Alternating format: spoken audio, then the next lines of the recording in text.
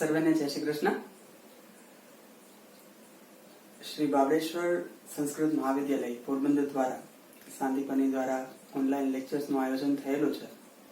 એમાં આજે English સબ્જેક્ટમાં active passive ગ્રામરનો એક મહત્વનો ટોપિક આજે ચર્ચા કરવાના છીએ એ વિશે.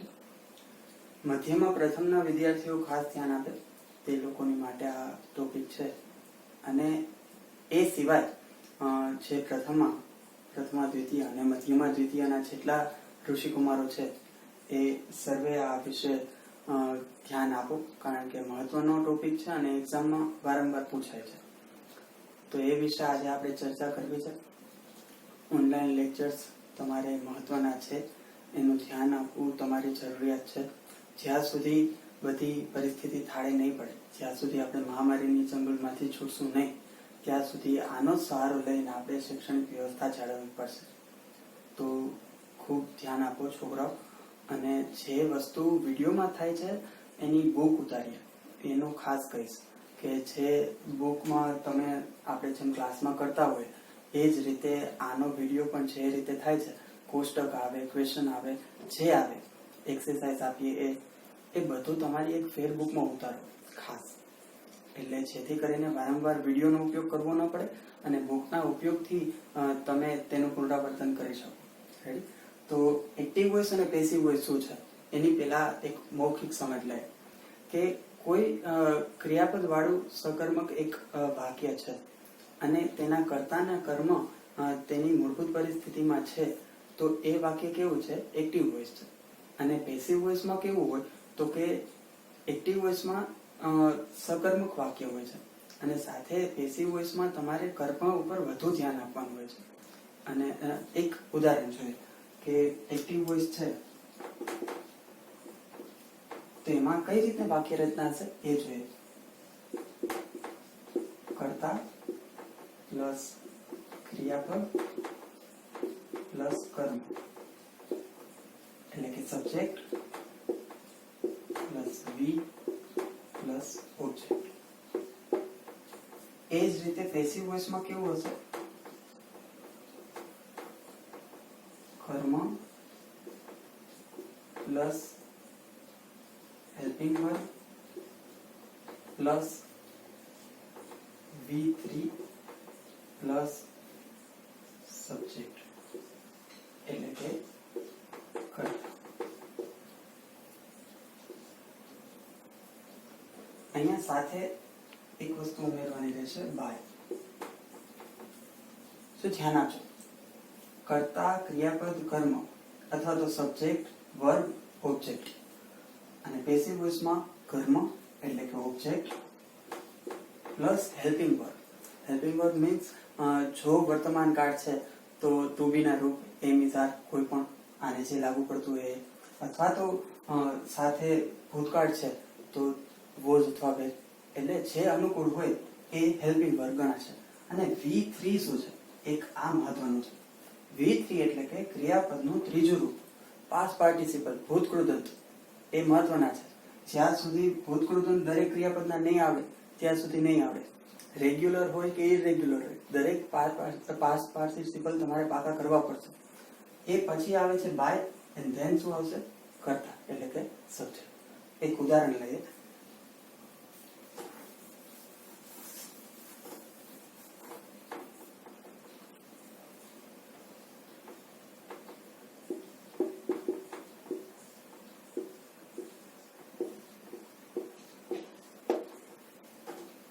She sings a song. Active voice નું આ વાક્ય છે અને આ વાક્ય વર્તમાન કાળનું છે. હવે ક્વેશ્ચન થાય કે ભાઈ વર્તમાન કાળ કેમ ખબર પડી? તો કે સિંગ્સ એટલે કે સિંગ છે એ ક્રિયાપદ છે અને અંતે એસ અથવા તો એસ આપેલો છે. આપણને ખ્યાલ છે કે વર્તમાન કાળમાં કોઈ પણ ક્રિયાપદના અંતે એસ અથવા તો એસ હોય તો શું હશે? તે વર્તમાન કાળનું રૂપ હોય. તો she sings a song active voice છે. જોઈ શકો she શું છે? સબ્જેક્ટ. સિંગ શું છે? ક્રિયાપદ. અને અ સોંગ શું છે? ઓબ્જેક્ટ. હવે એનું પેસિવ વોઇસમાં આપણે રૂપાંતર કરીએ તો શું થાય? તો કે અ સોંગ છે, ઓબ્જેક્ટ ક્યાં આવી જાય? શરૂઆતમાં. પેસિવ વોઇસ ચેન્જ કરીએ છીએ. A song is sung by her. જોજો મિત્રો પાછું આ સોંગ શું થઈ ગયું ઓબ્જેક્ટ, ઇઝ શું છે હેલ્પિંગ વર્બ, સંગ સિંગ નું પાસ્ટ પાર્ટિસિપલ શું થશે સંગ, બાય હર શું છે સબ્જેક્ટ. આને શું કહી શકાય મેઇન વર્બ પણ કહી શકાય. રેડી, આને શું કહેવાય હેલ્પિંગ વર્બ અને આને શું કહેવાય મેઇન વર્બ. ફરીથી she sings a song, passive voice શું થશે a song is sung by her, subject ક્યાં વયો ગયો. રેડી, તો આ રીતે આપણે ચેન્જ કરી શકીએ. હવે એક મહત્વની વસ્તુ આમાં તમે જોઈ શકો કે ભાઈ તમે જ્યારે એક્ટિવ વોઇસ માંથી પેસિવ વોઇસ માં જાઓ છો ત્યારે સબ્જેક્ટ નું રૂપાંતર she માંથી શું થઈ જાય છે by her. તો એ પરિવર્તન શું છે એ તમને ખાસ જણાવું કે જ્યારે સબ્જેક્ટ માંથી ચેન્જ થાય છે પેસિવ વોઇસ માં ચેન્જ થાય છે ત્યારે એક્ટિવ વોઇસ માંથી પેસિવ વોઇસ માં જતા સમયે શું ચેન્જ થશે તો એની માટે થોડાક કરતા છે ચેન્જ થશે. તો કે he નું શું થઈ જશે ભાઈ તો કે him, she નું શું થશે ભાઈ her, it નું શું થશે it જ રહેશે, સાથે they નું શું થશે them. બીજું છે we, we નું શું થશે us, he she it they we. ત્યાર પછી આવશે they we,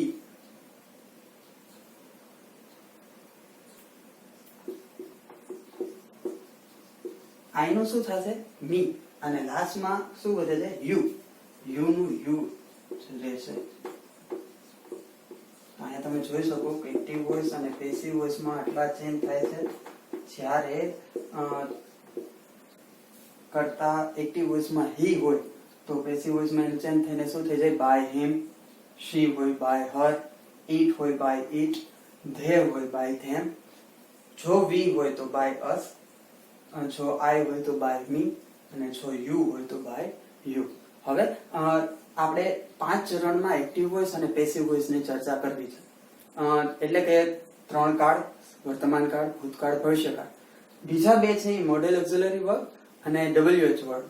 મોડેલ ઓક્ઝિલરી માં શું હશે તો કે કેન, શુડ, મે, માઇટ જેવા શબ્દોનો આપણે પ્રયોગ કરીએ છીએ એની સાથે એક્ટિવ વોઇસ અને પેસિવ વોઇસ માં કામ કેમ કરશું.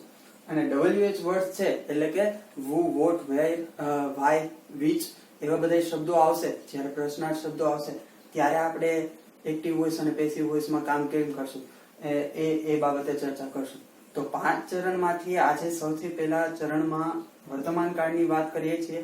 વર્તમાન કાળ માટે હમણાં અહીંયા આપણે કોષ્ટકમાં આપણે ચર્ચા કરીએ છીએ. કોષ્ટકમાં તમે જો છો એ રીતે સાદા વર્તમાન કાળને આપણે 3 સિમ્પલ, કન્ટિન્યુઅસ અને પરફેક્ટ. જો સાદો વર્તમાન કાળની સાદી રચના હોય તો એક્ટિવ વોઇસ અને પેસિવ વોઇસ ની કેવી રચના હશે એની વાક્ય રચના અને સાથે એક્ઝામ્પલ આપણે સાથે જોતા જશું. એ જ રીતે કન્ટિન્યુઅસ જો ચાલુ વર્તમાન કાળ હોય અને એ જ રીતે પરફેક્ટ કે જો પૂર્ણ વર્તમાન કાળ હોય તો કઈ રીતે ચેન્જ થશે એ આખા કોષ્ટક ઉપરથી આપણને ખબર પડશે. એક્ઝામ્પલ અને વાક્ય રચના બંને સાથે આપેલી છે. કોષ્ટક ધ્યાનથી સાંભળજો અને શીખજો અને બુકમાં પણ આ જ રીતે ઉતારવાનું છે. તો ધ્યાન દઈએ તો સૌથી પહેલા સિમ્પલ સેન્ટેન્સ છે એ કઈ રીતે વાક્ય રચના હોય તો જેમ આપણે પહેલા જ વાત કરી હતી એ જ રીતે સબ્જેક્ટ પ્લસ V1 પ્લસ એ કે ES પ્લસ ઓબ્જેક્ટ. એસ કે ES એટલે કે જો ક્રિયાપદનું રૂપ એસ અથવા તો ES વાળું હોય તેના પ્રત્યયમાં એસ હોય અથવા તો ES હોય તો એ આપણી સિમ્પલ સેન્ટેન્સની વાક્ય રચના છે એ સમજવાનું. તો સૌથી પહેલા શું હશે સબ્જેક્ટ અને છેલ્લે શું હશે ઓબ્જેક્ટ. સબ્જેક્ટ એટલે શું થશે કર્તા અને ઓબ્જેક્ટ એટલે શું થશે કર્મ. V1 એટલે શું થાય ક્રિયાપદ. આ વસ્તુ યાદ રાખજો. જ્યારે એક્ઝામ્પલ જોઈએ he eats an apple કે તે સફરજન ખાઈ રહ્યો છે તો ખાઈ રહ્યો છે તો ચાલુ વર્તમાન કાળ થઈ જાય એટલે તે સફરજન ખાય છે એવી રીતની રચના થશે. જો ખાઈ રહ્યો છે એમ કહે ને તો એ ઈટિંગ થઈ જાય. એટલા માટે ધ્યાન રાખજો કે હી ઈટ્સ એન એપલ, તે સફરજન ખાય છે. તો આમાંથી હી છે એ કોણ છે? સબ્જેક્ટ છે. ઈટ્સ મેં કીધું તો એ રીતે ક્રિયાપદના અંતે એસ અથવા ઈએસ. તો ઈટ છે એટલે શું થાય? ખાવું. અને ઈટ્સ એટલે કે એસ અથવા ઈએસ. એન એપલ આખું શું છે? કર્મ. એટલે કે એક સફરજન છે એ ભાઈ ખાય છે, તો એનું પેસિવ વોઇસમાં કઈ રીતે રૂપાંતર થશે? તો એની બાકી રચના જોજો. Object plus am is are. આની પહેલા પણ વાત થઈ હતી એ રીતે કે એમ ઇઝ આર શું છે? તો કે હેલ્પિંગ વર્બ. ઓબ્જેક્ટને અનુકૂળ હોય એવું કોઈ પણ સાદા વર્તમાન કાળમાંથી જે ટુ બી નું રૂપ છે એનું આપણે જોવાનું છે. તો એમ ઇઝ આર પ્લસ શું થશે? પછી શું આવશે? તો કે V3 ક્રિયાપદનું ત્રીજું રૂપ, બરોબર, ભૂતકૃદંત થશે. એને શું કહેવાય? V3 past participle plus by plus subject. આ એની વાક્ય રચના થઈ. He eats an apple. એનું પેસિવ વોઇસ શું થાય? An apple is eaten by him. હમણાં જ થોડી વાર પહેલા વાત થઈ હતી એ રીતે કે જ્યારે સબ્જેક્ટ હશે એનું ઓબ્જેક્ટમાં છેલ્લે છે આ ઓબ્જેક્ટના સ્થાને પેસિવ વોઇસમાં સ્થાન આવશે ત્યારે ચેન્જ થશે. હી છે એનું શું થઈ ગયું? બાય હિમ. એ જ રીતે એન એપલ છે એ ક્યાં આવી ગયું? સબ્જેક્ટના સ્થાન ઉપર આવી ગયું. એટલા માટે object an apple. An apple કેટલા છે એપલ? 1 2 3 વધારે હોય અથવા તો એક હોય તો શું આવશે? is.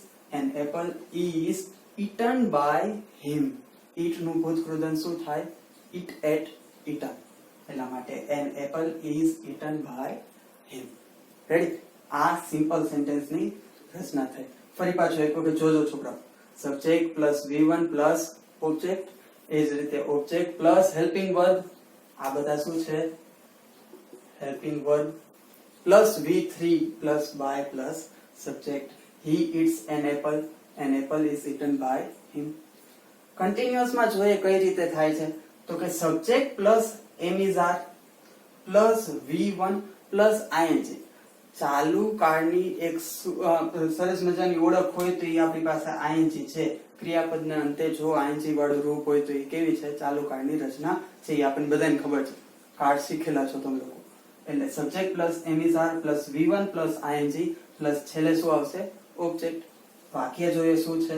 He is watering the plants.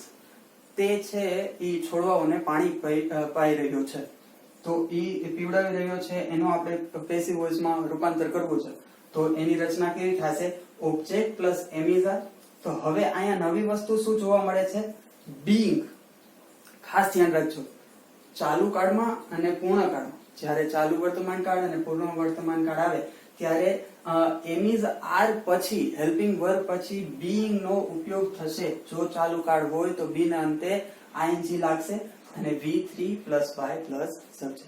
એટલો જ ખાલી ફેરફાર છે. સિમ્પલ માંથી ચાલુમાં જાય ને ચાલુ કાળમાં ત્યારે આપણે એક ખાલી બીઈંગ એક નવી વસ્તુ ઉમેરાય છે. He is watering the plants. એનો પેસિવ વોઇસ કરીએ તો શું થાય? The plants are being watered by him. જોજો ભાઈ, અહીંયા ખાસ ધ્યાન આપજો. He is. આ ભાઈ છે એ કરો એની સાથે હેલ્પિંગ વર્બ છે એ કેવું હોય? is હોય. પણ the plants એક કરતા વધારે છોડવા છે એટલે હેલ્પિંગ વર્બ કેવો થઈ ગયો? ચેન્જ થઈને શું આવી ગયું? આર આવી ગયું. એટલે અહીંયા જે હોય એને અનુકૂળ તમારે વાપરવાનું છે. જરૂરી નહીં કે અહીંયા is હોય તો અહીંયા is ઠપ કરીએ. તમારી પાસે ઓબ્જેક્ટ છે એને અનુકૂળ. એટલે the plants are being watered by him. આ ભાઈનો છે આ બધા છોડવાઓ છે એ કોના દ્વારા પાણી પીવાઈ ગયા? તો કે તે ભાઈ દ્વારા પાણી પીવાઈ ગયા. છેલ્લે પરફેક્ટ પૂર્ણ વર્તમાન કાળમાં કઈ રીતના થશે? Subject plus have plus has plus V3 plus object. કોઈ પણ પૂર્ણ કાળની ઓળખ હેવ પ્લસ હેઝ અને છેલ્લે ભૂતકૃદંત હોય તો એ પૂર્ણ વર્તમાન કાળ કહેવાય છે. ધ્યાન આપીએ આપણે, જો સબ્જેક્ટ છે એની સાથે હેવ હશે કે હેઝ હશે તો એ કઈ રીતે ખબર પડશે? તો આપણને ખબર છે કે IVU સાથે હેવ આવે, he she it સાથે શું આવે? હેઝ આવે. તો જોઈએ એની રચના કેવી છે. એક્ઝામ્પલ જોઈએ. The doctor has examined the patient. The doctor આ કા he હશે અથવા તો she હશે, તે અથવા તો તેણી. has examined the patient. examined means શું થાય? તપાસ કરવી. તો એની માટે એનું પેસિવ વોઇસ છે કેવું થશે, તેની વાક્ય રચના જોજો. ઓબ્જેક્ટ પ્લસ હેવ અથવા હેઝ પ્લસ બીન. ચાલુ વર્તમાન કાળમાં જ્યાં બીંગ હતું એ પૂર્ણ વર્તમાન કાળમાં ચેન્જ શું થઈ જશે, BEEN બીન પ્લસ V3 ભૂતકૃતન પ્લસ બાય પ્લસ સબ્જેક્ટ. કાઈ નવું ઉમેરાતું નથી. જો સિમ્પલ ટેન્સ ની યાદ રહી ગયું, સિમ્પલ જે વાક્ય રચના છે યાદ રહી ગઈ હોય તો ચાલુ વર્તમાન કાળમાં બીંગ આવી જાય અને છેલ્લે શું આવી જાય, બીન આવી જાય. એટલે શું આવશે, ધ પેશન્ટ, ઓબ્જેક્ટ છે એ આગળ આવી જાય, ધ પેશન્ટ ઈ પણ હી અથવા તો શી જ હશે, તેની સાથે શું આવે, has. The patient has been examined by the doctor. Regular work છે એટલે એમાં કાઈ ફેરફાર નહીં થાય, ખાલી ઈડી લાગી જાય. એટલે આનું V3 શું થાય, એક્ઝામાઇન્ડ. ભૂતકાળનું રૂપે ઈ જ અને ભૂતકૃદન પણ ઈ જ. The patient has been examined by the doctor. તો કોષ્ટકની મદદથી આપણે જે આખી ત્રણ વાક્ય રચના સમજાતી એ વધુ પડતી સરળ રીતે તમને સમજાય છે. એટલા માટે જ વાક્ય રચના અને સાથે એના એક્ઝામ્પલ પણ દીધા છે. હવે વધુ એક્ઝામ્પલ આપણે કરવા છે તેની માટે મેં લગભગ 8 થી 10 જેટલા સોલ્વ કરીને દીધા છે અને બીજા તમને 10 એક્સરસાઇઝ માટે દીધા છે. એની માટે ડિસ્ક્રિપ્શનમાં, વિડીયોની નીચે ડિસ્ક્રિપ્શન તમને આપેલું હશે, એમાં લિંક આપેલી હશે, એમાં PDF હશે. એમાંથી તમારે મેળવી અને તમારે વર્તમાન કાળના અંતે છે એ આખી એક્સરસાઇઝ ઉતારવાની છે. મિત્રો ખાસ ધ્યાન રાખીએ, વર્તમાન કાળ, ભૂતકાળ, ભવિષ્યકાળ ત્રણ વસ્તુ અલગ અલગ પાડવી છે અને એની ઓળખ થયા પછી એક્ટિવ પેસિવ નું કામ થોડું અઘરું થશે. અત્યારે જો ખાલી વર્તમાન કાળ તો તમને સહેલું લાગે કે હવે આમાં શું હતું, આ બીંગ લાગી જશે ને આ બીંગ લાગી જશે એટલે આપણું કામ પૂરું. નહીં, જ્યારે ત્રણ કાળ ભેગા થઈ જશે અને બીજા મોડેલ ઓક્ઝિલરી અને WH વર્ડ્સ ભેગા થશે તો થોડું કામ અઘરું થશે. તે એ અઘરા કામને સહેલા બનાવવા માટે એક વસ્તુનું પુનરાવર્તન જરૂરી છે. અને વિડીયોના શરૂઆતમાં પણ મેં કીધું હતું એ રીતે કે આખી વસ્તુ છે તમારે બુકમાં ઉતારવાની છે. જે એક્સરસાઇઝ લિંકમાં આપેલી છે એને તમારે બુકમાં ઉતારવાની છે. જે 10 મેં સેન્ટેન્સ આપેલા છે એ પણ અને તમારે જે ઉતારવાના છે એ જ. રેડી? તો હવે પછી આપણે એક્ટિવ પેસિવ વોઇસમાં કામ કરશું બીજા વિડીયોમાં ભૂતકાળ પર. ત્યાં સુધી સર્વે બધા પોતપોતાના ઘરે રહ્યો અને સાજા રહ્યો અને બસ તમારા બધાનું અને પરિવારનું આરોગ્ય સુખી રહે અને બધા સમૃદ્ધ રીતે આપણે જળવાઈ રહીએ એ જ પ્રાર્થના.